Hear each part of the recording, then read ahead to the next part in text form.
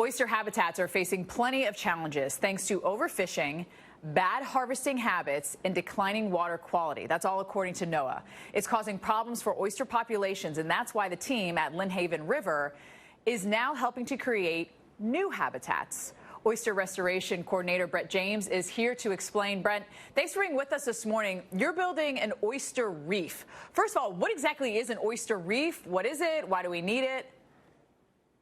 Well, you're probably familiar with the coral reefs that people see down in the tropics. They are just a cornucopia of life. There's all different species, all different types of communities that exist there. An oyster reef in temperate waters is the analogy to that. It provides habitat for baby fish, baby crabs, baby shrimp, baby everything. They can hide in the interstitial spaces between the oyster shells or the whatever forms the reef. Now, we would love to use oyster shell to create these reefs, but it's very scarce and hard to come by, and we have an almost unlimited supply of crushed concrete.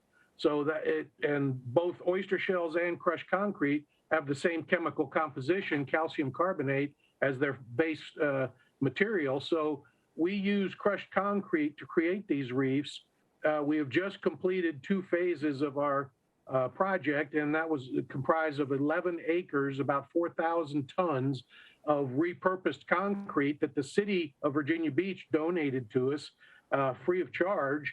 And it was a wonderful use for it. It was old curbs, sidewalks, streets, everything that they had torn up that had concrete in it. And then they crushed it for us, took out all the rebar and all the bad stuff. And so we're putting just pure crushed concrete in the water.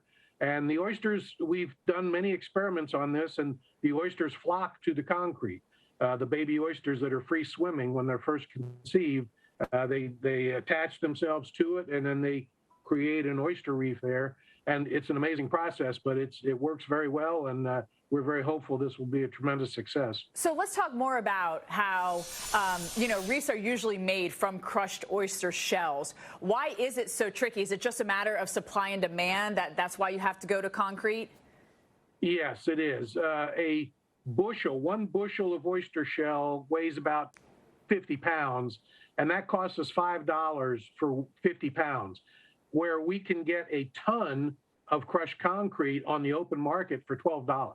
Oh. So you get 2,000 pounds for $12 or 50 pounds for $5. I mean, the economics of it are just prohibitive.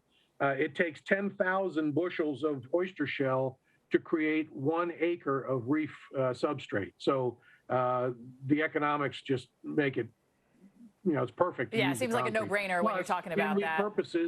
It repurposes a resource that people, we don't want it just to go into the landfills. And they stay there forever? The reefs seem like they're developing well. You say the oysters really like them. Does the other sea life, does it affect them, or everyone seems to be okay with the fact that it's something that's not necessarily natural to what they're used to?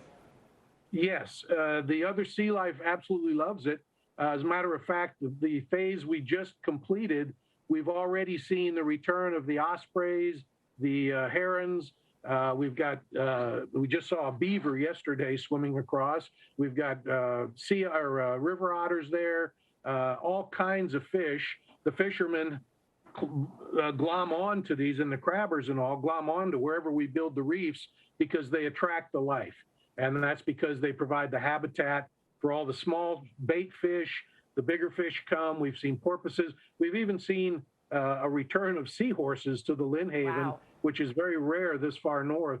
But last year we had a catch of several seahorses. All right, so we only have a minute left here, Brent. So I want to get to a couple more questions here. How much more are you hoping to accomplish? Well, we've got 14 more acres. This is a $1.8 million grant from the National Fish and Wildlife Foundation. And we've got 14 more acres, about 6,000 more tons of concrete in several locations here in the Lynnhaven that we're going to build. Is there anything that people can do to help with this project?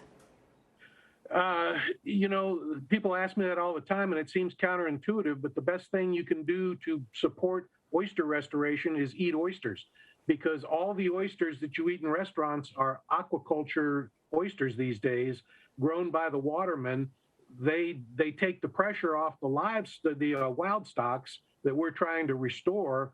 And so by eating oysters, you're supporting that community, you're supporting that that process of developing those oysters in the cages. And so that's the best thing most people can do. I got to tell you, Brent James, fascinating stuff. Thank you so much for joining us from the Lynnhaven Welcome, River Stephanie. Now project.